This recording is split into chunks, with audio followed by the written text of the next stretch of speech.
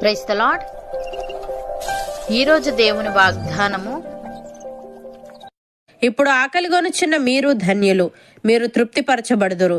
ఇప్పుడు ఏడ్చుచున్న మీరు ధన్యులు, మీరు నవ్వుదురు. లూకాసు వార్త 6వ అధ్యాయము 21వ వచనము. సహోదరి సహోదరులారా, ఈ వాక్యం కొండ మీది ప్రసంగంలోని ఒక భాగం. ఇక్కడ యేసయ్య తన శిష్యులను మరియు జనసమూహమును ఉద్దేశించి పరలోక రాజ్యం యొక్క లక్షణాల గురించి మరియు ఆయన బోధనలను అనుసరించే వారికి కలిగే బాధలు మరియు దీవెనల గురించి తెలియజేశాడు. ఇక్కడ ఇప్పుడు ఆకలి గురించిన మీరు ధన్యులు అని అన్నాడు. ధన్యులు అనే పదం ఆధ్యాత్మిక శ్రేయస్సు మరియు సంతోషకరమైన అనే భావాన్ని కలిగి ఉంది.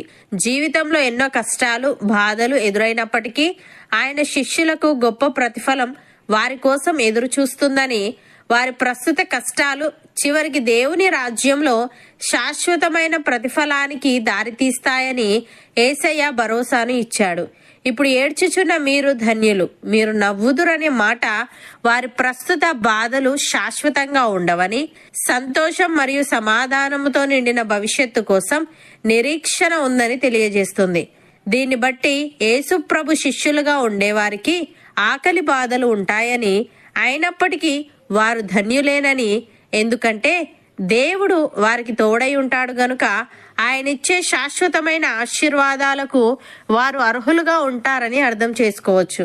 భక్తుడు ఈ విధంగా అంటున్నాడు: మృతులలో నుండి యేసుక్రీస్తు తిరిగి లేచుట వలన జీవముతో కూడిన నిరీక్షణ మనకు కలుగునట్లు, అనగా అక్షయమైనదియు నిర్మలమైనదియు వాడబారనిదియునైన స్వాస్థ్యము మనకు కలుగునట్లు ఆయన తన విశేష కనికరము చొప్పున మనలను మరలా జన్మింపజేసెను.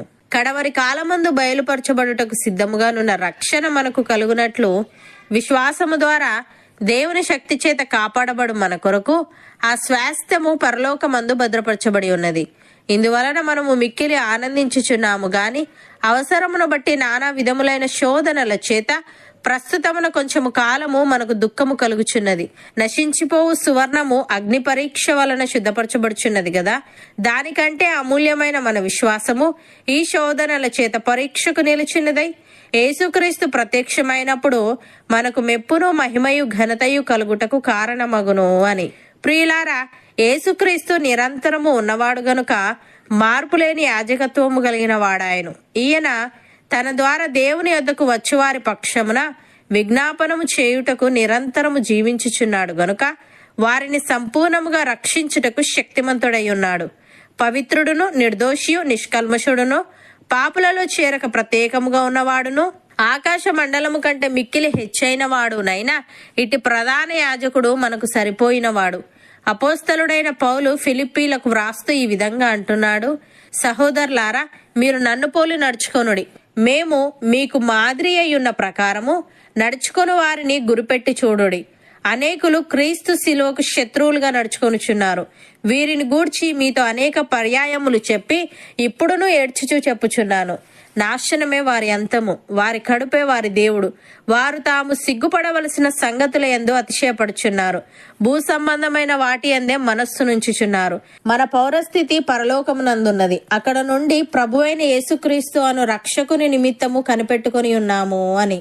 సహోదరి సహోదరులారా, దేవుని నివాసము మనుష్యులతో కూడా ఉన్నది. ఆయన వారితో కాపురముండును, వారు ఆయన ప్రజలయ్యుందురు. దేవుడు తానే వారి దేవుడయ్యుండి వారికి తోడయ్యుండును. ఆయన వారి కన్నుల ప్రతి బాష్ప బిందువును తుడిచివేయును. మరణము ఇక ఉండదు, దుఃఖమైనను ఏడుపైనను వేదన అయినను ఇక ఉండదు. ఈ మాటలు నమ్మకమును నిజమునై ఉన్నవి. నమ్మిన వారు నాతో పాటు ప్రార్థనలో ఏకీభవించండి.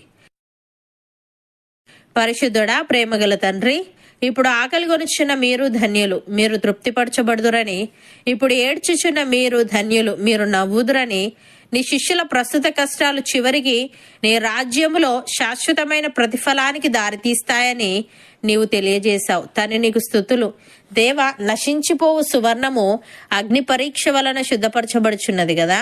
దానికంటే అమూల్యమైన మా విశ్వాసము ఈ శోధనల చేత పరీక్షకు నిలిచినదై నీవు ప్రత్యక్షమైనప్పుడు మాకు మెప్పును మహిమయు ఘనతయు కలుగుటకు కారణమగును గనుక మేము శ్రమలలో కృంగిపోక నిరీక్షణతో ముందుకు సాగే వారంగా ఉండుటకు సహాయము దయచేయమని మా పౌరస్థితి పరలోకమందున్నది గనుక మేము ఈ భూ సంబంధమైన వాటి యందు మనస్సుంచక పైనున్న వాటినే వెతుకుచు నీ నిమిత్తము కనిపెట్టుకొని ఉండే వారంగా ఉండుటకు కృపచూపమని మా కన్నుల ప్రతి బాష్ప బిందువును నీవే తుడిచివేయమని యేసుక్రీస్తు నామమున ప్రార్థిస్తున్నాము తండ్రి.